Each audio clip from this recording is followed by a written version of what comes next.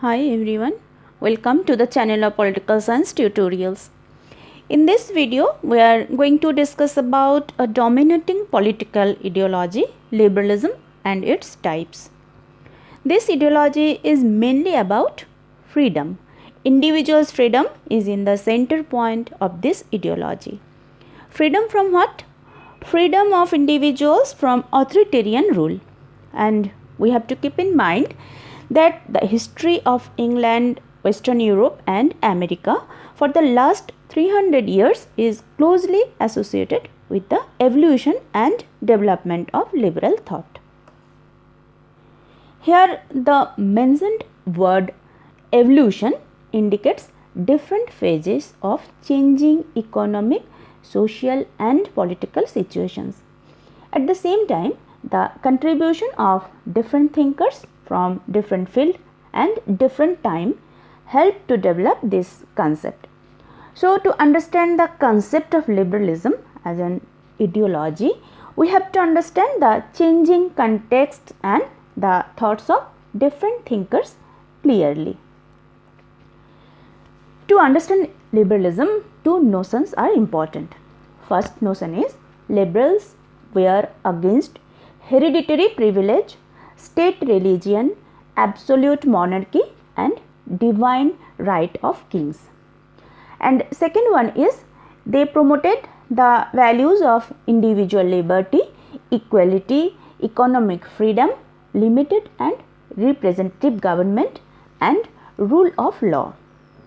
At the initial phase, or which is called classical liberalism, these were important. If we look back to the history, the struggle for individuals' identity is an age-old struggle. But it does not get importance before 15th, 16th century.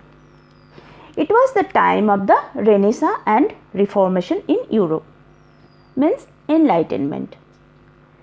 The liberals were against the society's law, customs, culture, etc. Why? Because this acknowledges an individual only as a part of a social group. There was no recognition of individual's separate identity as an individual. At the same time, in the 16th and 17th centuries, the establishment of the absolute nation states in England and Europe gave birth to a kind of political system in which the authority of the king was absolute. The beginning of liberalism was a protest against the hierarchical and privileged authority and monarchy, a protest which involved every aspect of life, and the main slogan of the protest was freedom. Freedom from authoritarian rule. Liberals was in favor of limited and representative government or the minimum interference of the state. Here a quote of Thomas Paine can be mentioned. In his pamphlet Common Sense, he called the state as a necessary evil, or without state people are unable to maintain their affairs, but at the same time as state use police, military, etc., so it has a chance of coercion on behalf of the state. During the Middle Ages in Europe, religion gave state authorities and state power its legitimacy, and the government was the protector of the Christian faith. Liberals was against this. They demanded separation of political authority from religious authority. So, in this part, it is clear that what the liberals demanded and what type of role state should play, they expected. The main three topics about liberalism in this video we are going to discuss are what is liberalism, rise of liberalism and types of liberalism. Our first question is, what is liberalism? First and foremost thing is that liberalism is a dynamic concept. So it cannot be defined precisely, but considering the given definitions of some thinkers, we can understand its dimensions. Here is a definition by Grimes. In his words, it represents a system of ideas that aim at the realization of the pluralist society, favoring diversity of politics, economics, religion, and other cultural life. It seeks in its simplest sense to advance the freedom of man. It seeks to increase individuality of man by increasing his area of choice and decision. John Hallowell, another thinker, defines liberalism as the embodiment of the demand for freedom in every sphere of life: intellectual, social, religious, political, and economic. From these definitions, it is quite clear that liberalism is an ideology which is committed to the realization of a pluralist society. As liberals promoted secular society, so it does not matter in which faith an individual belongs to. Only his or her capability should be counted. Secondly, seeking to make future better for more people. As liberals were against hereditary privilege, so it was a chance for more people to advance in different sphere of life. Liberals promoted diversity and tolerance, favoring diversity of politics, economics, religion, and other cultural life. Diversity and tolerance are the main precondition of a pluralist society. As liberals think that naturally individuals are guided by reason, so they stressed on the role of reason and human skill of thinking, which enables them to choose rationally and take decisions reasonably. And this will lead to solve social problems more efficiently. So, it can be said that liberalism is after all a flexible approach. John Gray mentioned about 4 common fundamentals of liberalism. These fundamentals can be traced in any type of liberalism, and these are individualism, democratic or equality, universalism, and meliorism. Now we will try to understand what is meant by these fundamentals which are common in any type of liberalism. First, the concept of individualism is related with the concept of an individual's recognition as an individual. The fundamental of individualism considers a person primarily as an individual. The priority of all liberals are individuals' potentials, their happiness and overall development of individuals. Second common fundamental for liberals is democratic or equality. Their main argument is all men are born equal.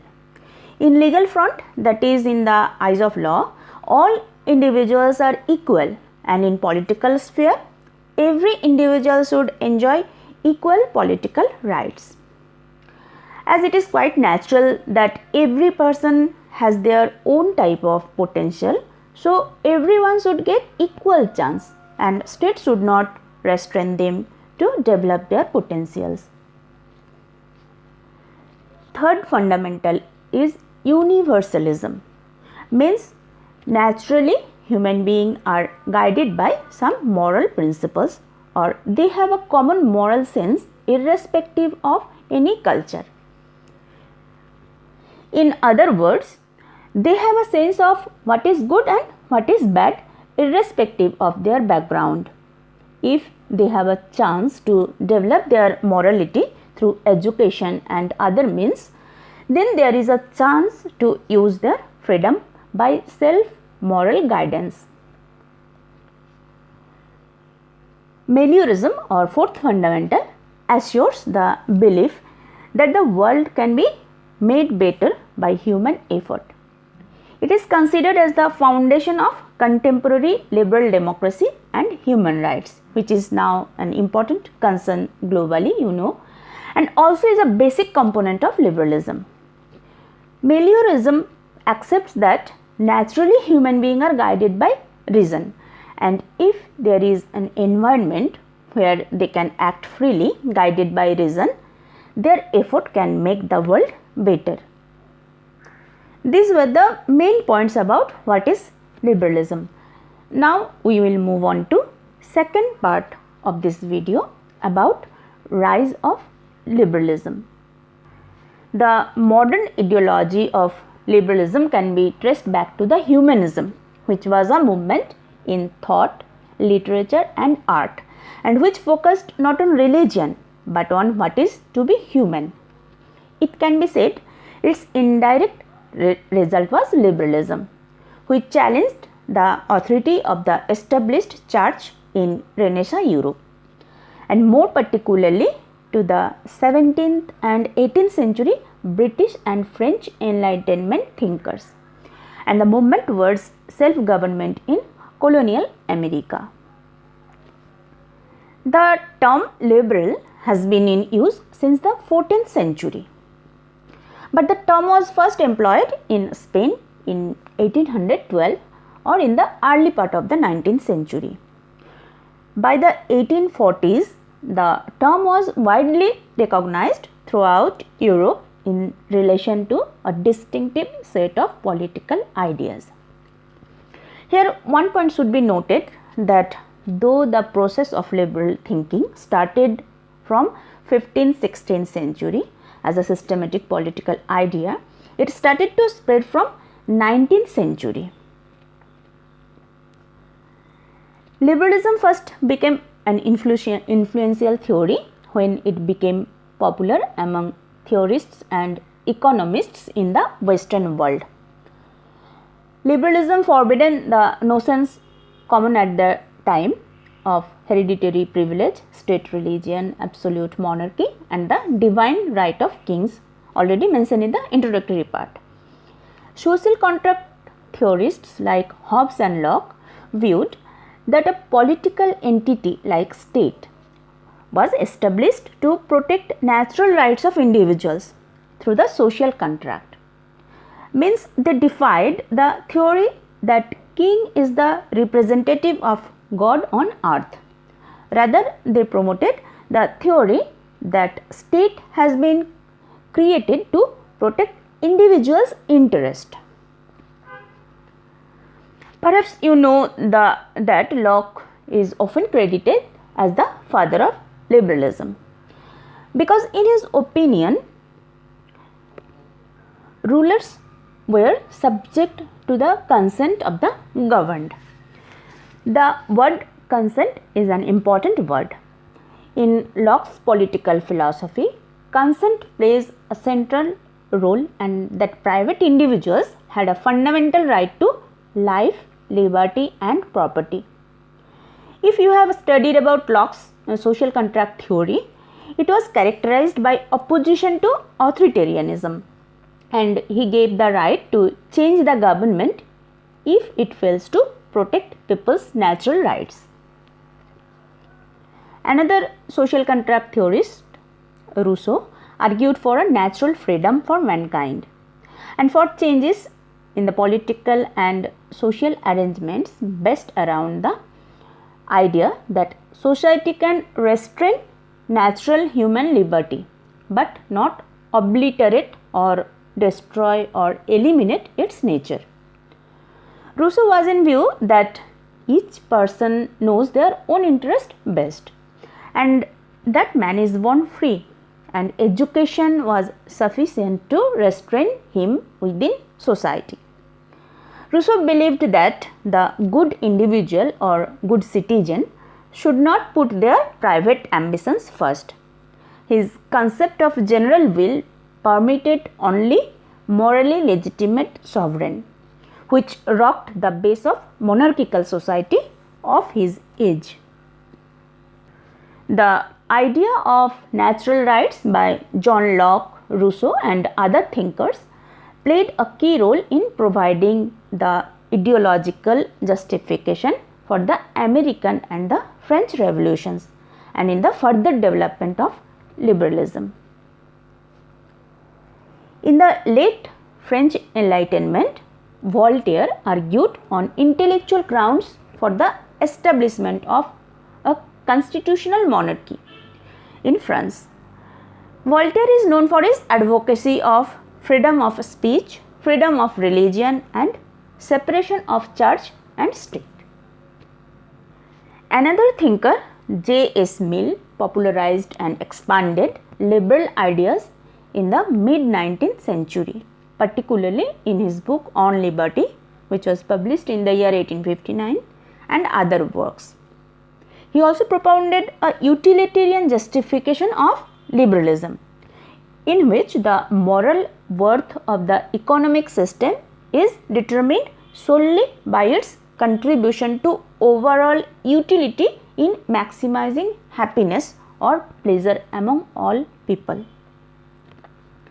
It means the greatest happiness of the greatest number, where the interest of the few may be sacrificed in the interest of majority. Bentham and Mill both were the supporters of utilitarianism. Economist Adam Smith expounded on the theory that individuals could structure both moral and economic life without direction from the state, and that nations would be strongest when their citizens were free to follow their own initiative.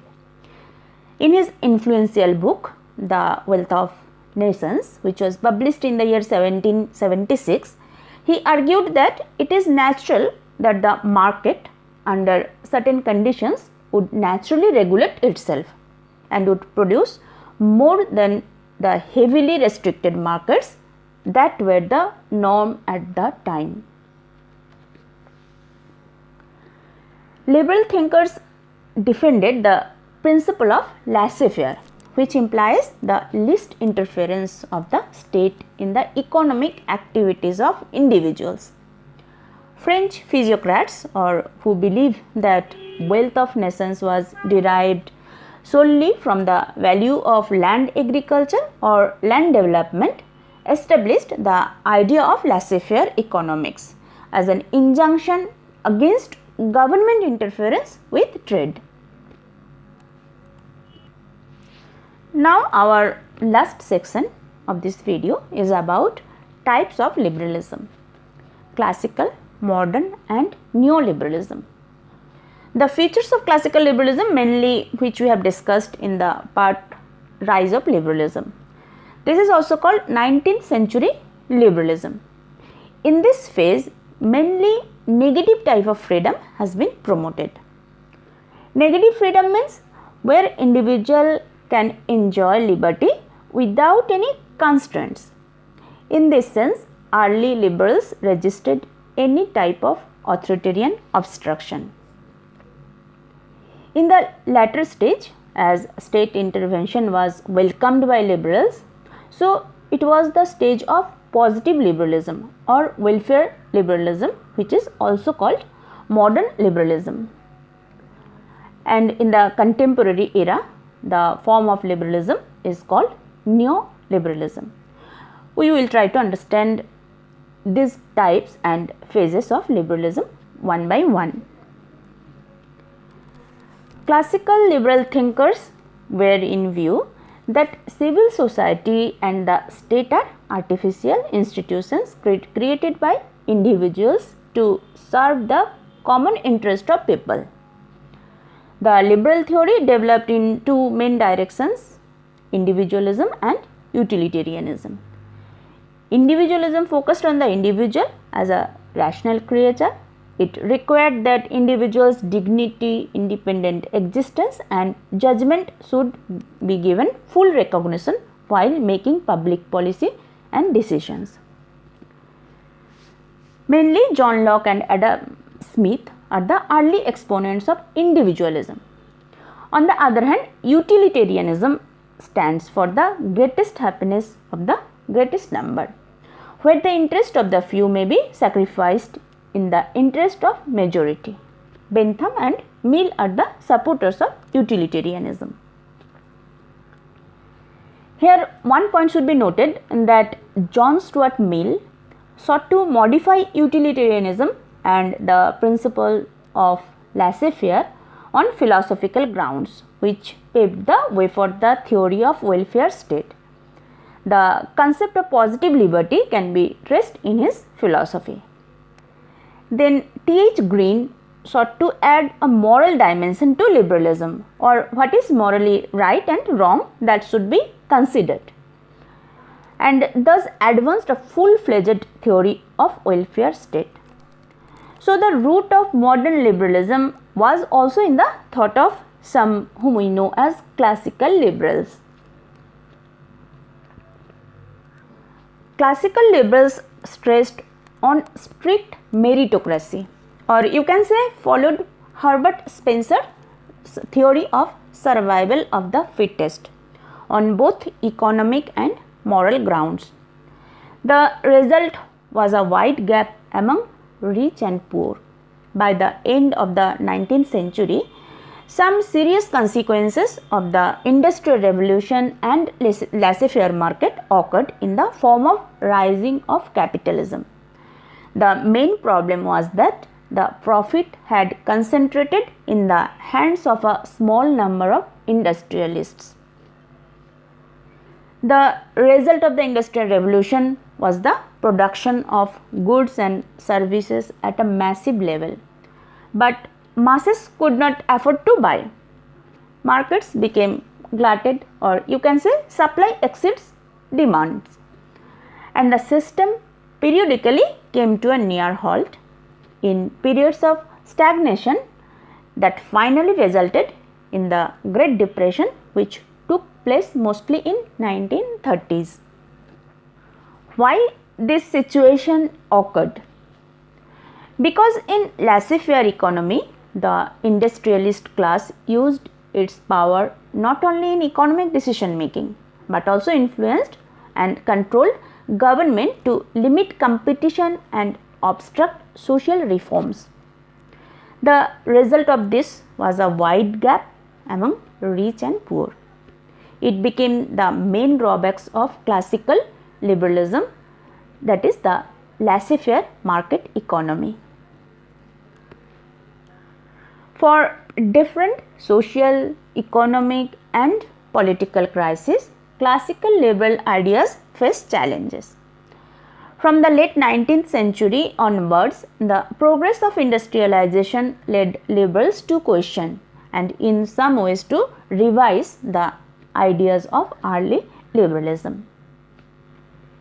In the 20th century, in the face of the growing relative inequality of wealth, a theory of modern liberalism or social liberalism or welfare liberalism was developed to describe how a government could intervene in the economy to protect liberty while still avoiding socialism. Among others, John Dewey, Keynes, Franklin D. Roosevelt, John Kenneth Galbraith's names can be mentioned in this regard. Theory of economist Keynes challenged liberalism as the best policy for capitalists. He said, in essence, that full employment is necessary for capitalism to grow, and it can be achieved only if governments and central banks intervene to increase employment. These ideas had much influence on President Roosevelt's New Deal, which did improve life for many people. The belief that government should advance the common good became widely accepted. Already discussed that John Stuart Mill sought to modify utilitarianism and the principle of laissez-faire on philosophical grounds, which paved the way for the theory of welfare state. He drew a distinction between two types of actions of men: self-regarding actions whose effect was confined to the individual himself, and other regarding actions which affected others, or it can be said a sphere where an individual's behavior could be regulated in the interests of the community.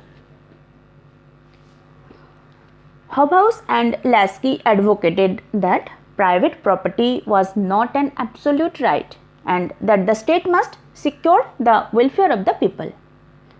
The first and foremost duty of a state is to promote and secure the welfare of the people. Maybe in this process, the economic liberty of few privileged will get constrained or hampered, but that should be ignored.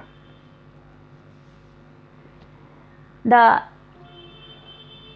liberal thinkers felt the need of intervention to face the crisis. The government will borrow, tax and spend not only merely to counter contraction liberal of the business cycle, but to encourage the expansion of economy. Thus, a further expansion of social welfare program occurred in liberal democracies during the post-war decades. Classical and modern, both liberalism stressed on individualism. But the difference is classical liberals advocated egoistical individualism, which Macpherson called as possessive individualism, which places emphasis on self-interestedness and self-reliance. Modern liberals, in contrast, have advanced a developmental form of individualism that prioritize human flourishing or overall development of all members of the state over the quest for interest satisfaction. John Rawls, in his book A Theory of Justice and Political Liberalism, have set the contemporary terms of debate and discussion on liberalism and its values. A central trait of Rawls's liberalism is its political view that citizens are entitled to live in accordance with their own freely chosen values or ends, and economic inequality is only justifiable if it works to the benefit of the poorest in society. Rawls advocated for an egalitarian society based on the principle of distributive justice. The Western countries experienced 3 decades of unprecedented growth after the Second World War proved the success of modern liberalism. But in the mid-1970s, slowing of economic growth in the Western countries presented a serious challenge to modern liberalism. By the end of 70s, economic stagnation, maintenance of social benefits of the welfare state pushed governments toward excessive taxation and massive debt that showed up the failure of Keynesian economics. This was the time when modern liberals was struggling to meet the challenge of stagnating living standards in industrial economies. Some thinkers saw an opportunity for a revival of classical liberalism with some modification, and that came as neoliberalism. It is a contemporary version of classical liberalism, also known as libertarianism, which seeks to restore laissez-faire individualism. According to the logic of free market advocated by neoliberalism, the problems of inflation, low economic growth and stagnation, the financial bubbles and disruption are all due to government intervention, not the internal ones. And the market has its own regulation mechanism if we left it free to operate by itself. Liberal egalitarianism as a more systematic or theoretical restatement of modern liberalism. Neoliberals criticizes the principle of liberal egalitarianism and the welfare state. Therefore, opposes state intervention and control of economic activities. The chief exponents of this perspective include Robert Nozick, Milton Friedman and economist Friedrich von Hayek. They criticized the traditional liberal purposes and values such as democracy and social justice, which are proposed by modern liberalists. Nozick, through his entitlement theory, promoted distribution based on meritocracy. American economist Milton Friedman, who rejected government fiscal policy as a means of influencing the business cycle. Austrian-born British economist Friedrich von Hayek, who argued that interventionist measures by state aimed at the redistribution of wealth lead inevitably to totalitarianism. In general, as Wang put it clearly, neoliberalism is a theory of political economic practice that proposes human well-being can be advanced by the freedom of individual entrepreneurial skills and characterized by free trade, strong property rights and free market. The role of the state is to preserve and create the institutional frameworks which are necessary for the application of the free market economy. This ideology emphasizes the value of free market competition. Hence, it also promotes laissez-faire economy.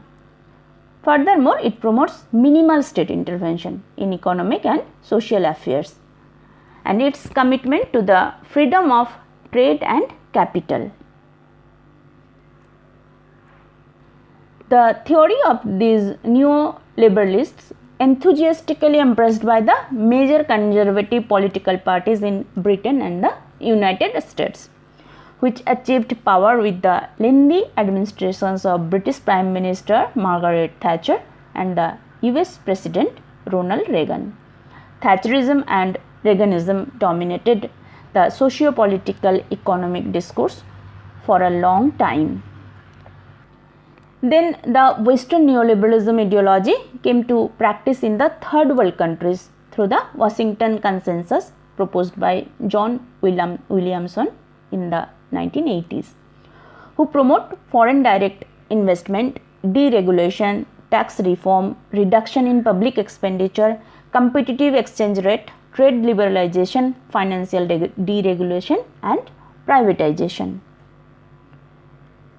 The 1990s was the era of liberalization. Different regional organizations and interconnected trade relations promoted the new liberal economic policy. During the 1990s, India also adopted the liberalization policy. However, the 20th century was the century of dictatorship, depression and war. Neoliberalism promoted trade and economic interdependencies.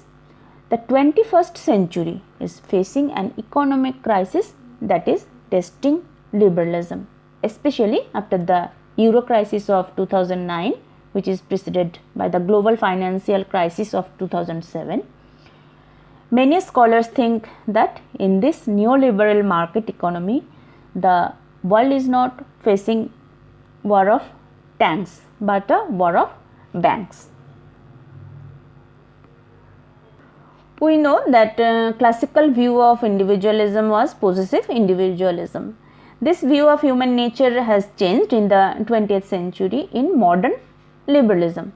Still, critics of liberalism think that liberalism in its very basic nature considers man as egoistic. Communitarians attacked on liberalism. Alasdair MacIntyre and Michael Sandel rejected individualism as facile or not showing enough thought or effort on the grounds that it suggests that the self is unencumbered or hampered if it drawing its identity entirely from within.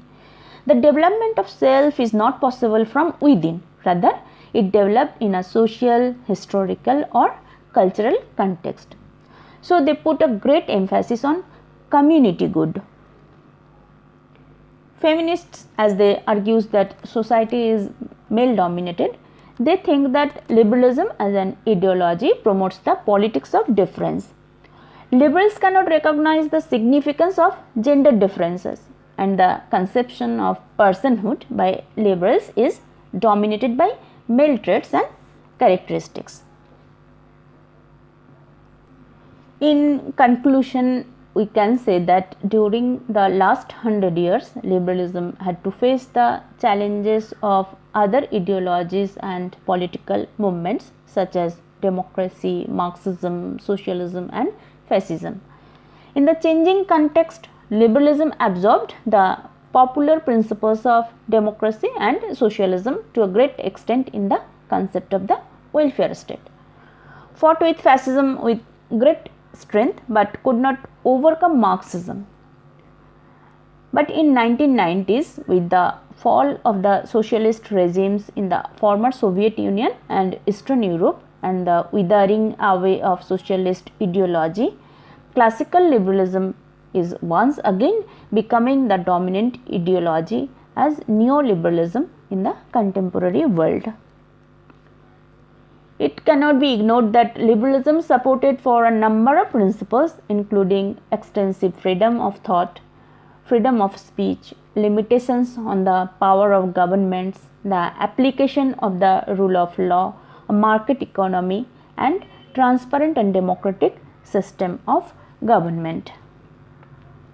The liberal social ethic is very much characterized by a willingness to accept and in some cases celebrate moral, cultural and political diversity. Indeed, pluralism or diversity can be said to be rooted in the principle of individualism and the assumption that human beings are separate and unique creatures.